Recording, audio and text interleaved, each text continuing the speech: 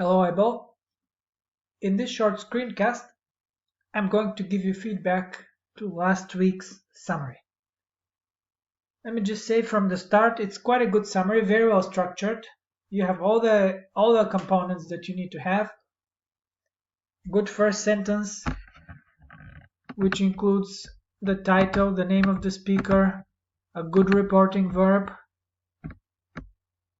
and then you've captured the main idea more or less clearly. You have, again, a good attempt to write a concluding sentence, and you have included the main supporting ideas, which is the 3 characteristics and the 3 recommendations that Hockett gives. So basically the structure is there, very good. I would say you could expand a little bit. You have up to 200 words, remember? So you definitely can expand on some of the ideas. So let's see where that is. First of all, here Hockett claims that to have a better future, it sounds a little bit too broad, to have a better future.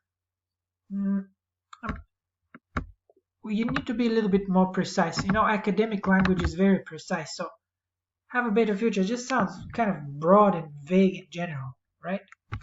So you can rephrase that. We have to focus on implicit biases. Okay, but what does it mean to focus on?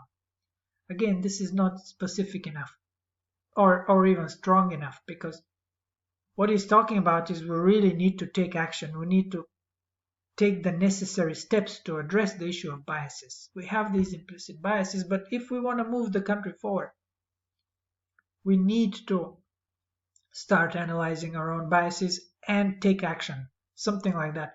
Focus just doesn't quite capture that aggressive behavior, that aggressive approach to biases. We need to tackle them head on. We need to really address that issue. You see, we need to be aggressive about fixing the problem, right? So again, here you could rephrase that part, right? Focus on is a little bit weak, because we can focus on them just by reading articles about them, but that's not going to help very much. We need to take action. We need to change our behavior. We need to take certain steps, right, to address the issue. Okay. So you can definitely expand a little bit here, but not too much, because the first sentence we said should be argumentative and concise, right? So expand, but make it should still be concise. It cannot go on and on with the first sentence. It characterizes implicit biases, comma, firstly as, here this just doesn't work. It's not grammatical. Comma, firstly, comma, as noticeable biases. I think you might just be better off saying, Hockett or the speaker offers 3 or discusses 3 characteristics of biases, and be done with that. And then, firstly, they are unconscious, and just explain a little bit more here, just a bit more, because unnoticeable biases, that doesn't say very much. So you can separate this thing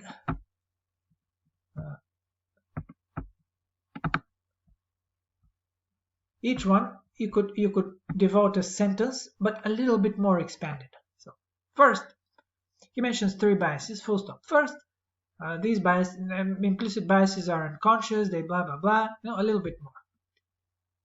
Same with the second one. They might be contrary to our beliefs. It's just not very clear. I know he says that they run counter to our own stated beliefs, but you just have to expand a bit. What does that mean? They're contrary to our beliefs, right? Finally, he says that here you want to use a more expressive reporting verb. Says it's just too simple. he says that implicit biases are quick mental associations, and you might not notice that you made a decision according to those biases. See here, you do that very nicely. That's what you need to do. Here you explain what that means, you see? And you might not notice that you made a decision according to those biases. Even if you try to think objectively, yeah, you probably don't need that. Here it's a little bit, it doesn't add anything to the idea. And becomes very wordy, the whole sentence, so you don't need that. And even if you try to think objectively, I'm not even sure what that means. What does it mean, even if you try to think objectively? It doesn't explain it, okay? Now instead of you, I think it's better to use we in this case. All of us, we all have biases. We need to do this, we need to do that, right? He included quick mental associations, and we might not notice them, that we made a decision according to, yeah, to those biases. Okay, consequently, okay, that's the second, but contrary, yeah, and the third, finally, he says, okay, fine, the three characteristics are described well here. Okay, good. Consequently, he explains why focusing on implicit biases is important. Okay, with providing three arguments. You mean he explains by providing three arguments. Is that what you're trying to say?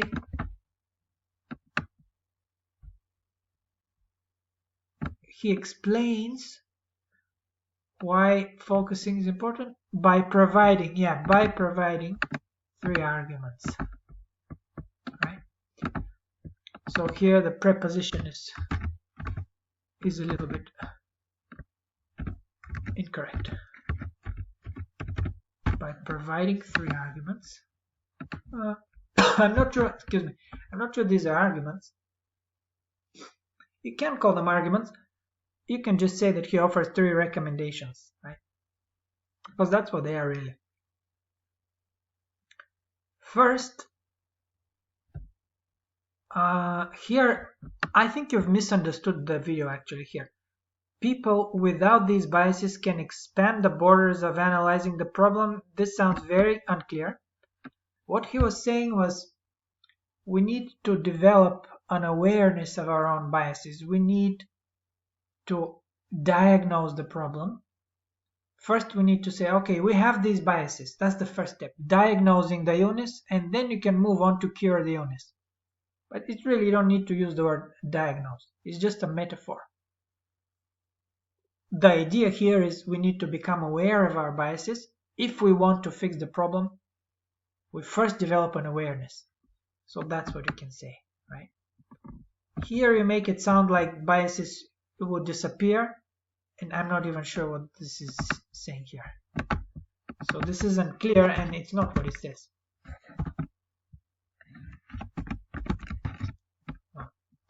He says, first, start with a self-diagnosis. Become aware of your own biases, then go ahead and fix it.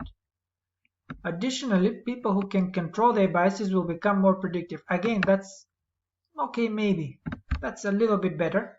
But again, it's not very clear. What he was saying was, he did use predictive and preventive. But what he was saying was, we need to be able to predict whether in certain situations we are likely to experience bias. So I'm going to the supermarket today. Obviously, I'm not going to say that in a summary, but I'm putting myself in a situation and I'm thinking, am I likely to experience bias towards these people that I'm going to meet, let's say, in the supermarket? And if I feel that I'm likely, then I should do everything I can to avoid them. So that's what he means by predictive and preventive approach to biases.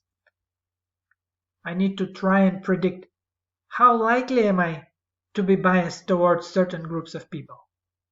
So again, it's kind of a way of practicing self-awareness, awareness of the likelihood, how likely, how potentially that situation may trigger my biases. So I need to be conscious of that and do everything I can possibly do to avoid. That's what it means by that, okay? So here you want to make that a little bit more clear.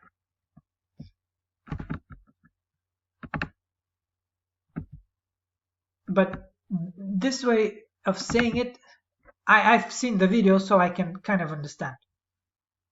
So it's better than your first reason. The second recommendation is you're closer to the truth.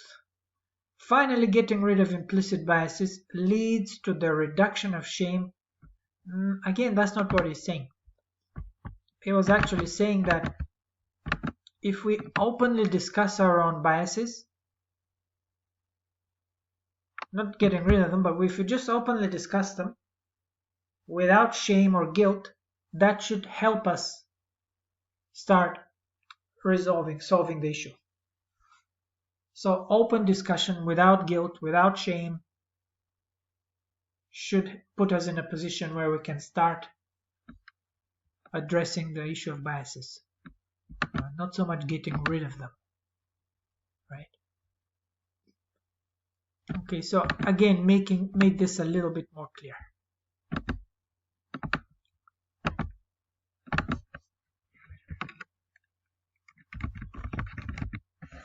Rephrase and make it a bit more clear. To briefly conclude this talk, Dosho says that, again, use a better reporting verb, internal changes will lead to the external. Okay, fine. He does mention these. That's the words he uses. I would say you can try and rephrase.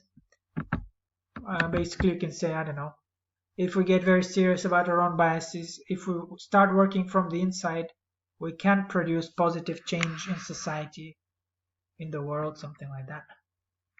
So rephrase with your own words.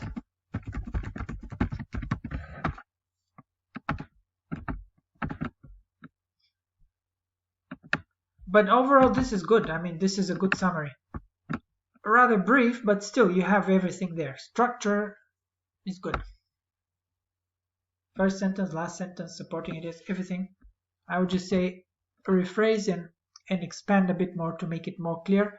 And here you have slightly misunderstood, particularly the first recommendation. Okay, I hope this is clear to you both. Good work overall. Keep it up. Good luck.